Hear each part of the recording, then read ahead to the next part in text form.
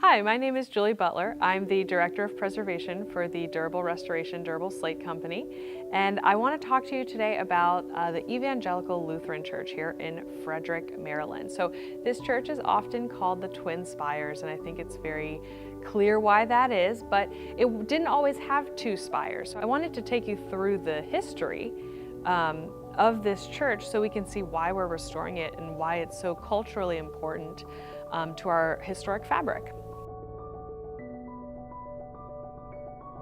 In 1752, they begin construction on an old limestone church, this one here that has a bell tower added in 1800. The bell for this bell tower is actually still the one that is in use in one of the current spires. And so the church undergoes a few different restorations at the time, and you can actually see here that in 1855 they finished construction on the church as you know it today, which is a Norman Gothic style twin spire church. So the bell from the first limestone church actually is currently and still in use in this larger steeple here on the left. So this church has seen some really amazing things. The old limestone church was actually paused during construction for the French and Indian War, which just goes to show just how historic it is, as it was almost 30 years before the American Revolutionary War. Then this new church, so from 1855, quite new, I guess, but very historic to us, has some really interesting history aspects to it. Over here you see two photographs of it being used as a Civil War hospital in September of 1862. And it's really fascinating to be able to see the church very much as it stands today, with a slightly elevated floor where you have Civil War soldiers actually being treated and resting during that war. So as we continue on, we actually see that this church did have several restorations happen to it, different renovations and things of that nature, but the part that we're working on now, the front facade, the most major restoration is seen in 1968, when the entire stucco facade is actually removed and it is re-stuccoed.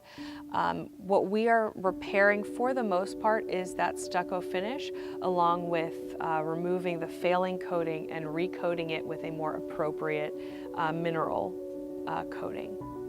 So I really like this picture because it shows the masonry finish below the stucco. And as you can see, a lot of that is still there today. We recognize the same brownstone details along with some of these metal details that we see.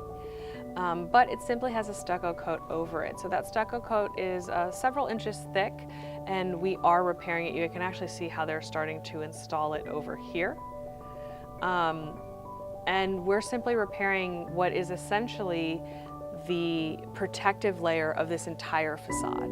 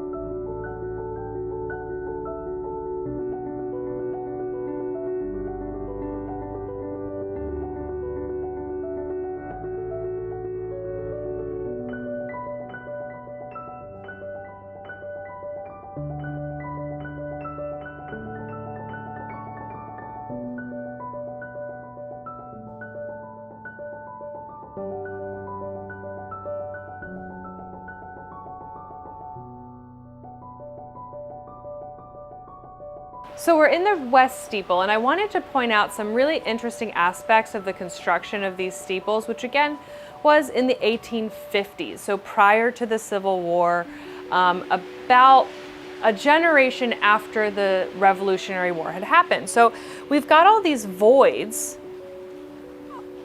basically going all the way up the steeple, and these voids are actually intended to be there.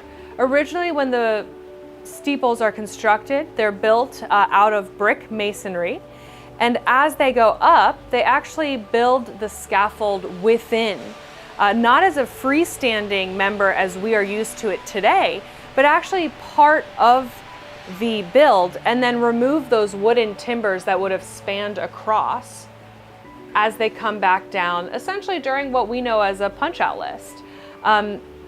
In essence, you're then left with these voids, which are structurally fine and sound, and actually tell a really important story about how buildings were formerly built. You know, we always wonder, oh my gosh, how did they do something like this without a crane? Well, it wasn't as difficult as it seems when really you're just building from the ground up. So really fascinating to be able to see these as we go all the way up. And as you can see, there's no cracking really related to them. There's very little deterioration. If anything, the deterioration is in places where we don't have these. So structurally, these are fine. So this will not surprise any durable employees, as this is something we find with relative frequency. But we often find the names and often dates of former craftsmen, people that are really proud of the work they did here, artisans that either built these louvers or in some cases set the brick, or the masons that cut the stone. And it's one of my favorite things about my job, because I'm reminded that these men had such, or women, these people had such pride in their work that they wrote their names and carved their names into this building.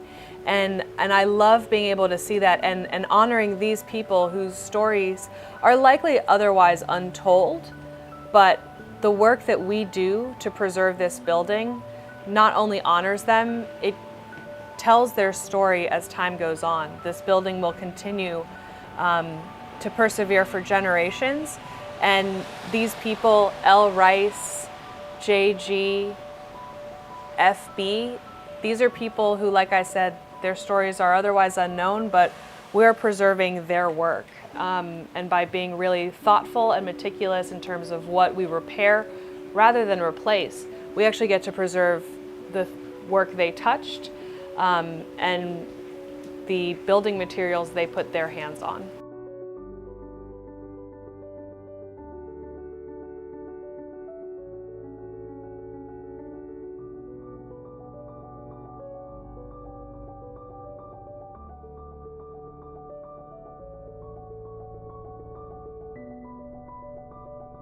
So this is one of the custom historic tools, and a lot of times tools were made historically for the specific purpose.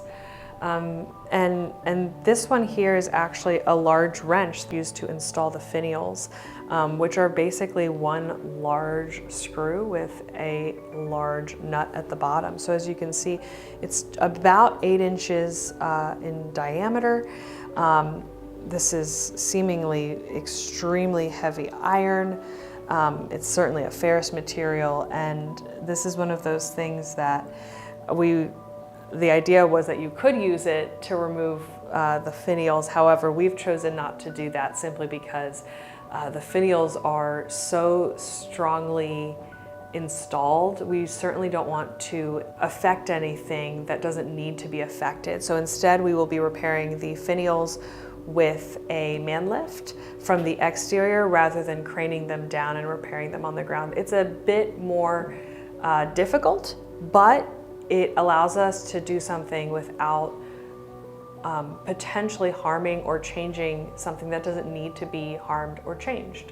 So at the end of the day, the reason that we are doing all of this work is obviously functional. We want to make sure that this building functions, because if it doesn't function, if it doesn't shed the water, if it doesn't keep weather out, if it doesn't stay strong and not deteriorate, it will eventually fall down, as with any structure.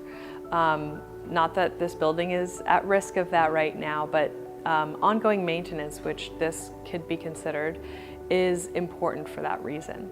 But it's also really important because we do get to preserve the tradition and the craftsmanship and also the materials that were used in the historic building of this church, so that it can persevere for future generations, and so that not only may future generations learn from the trades of the past, but also so that our work becomes another era in the life of this building.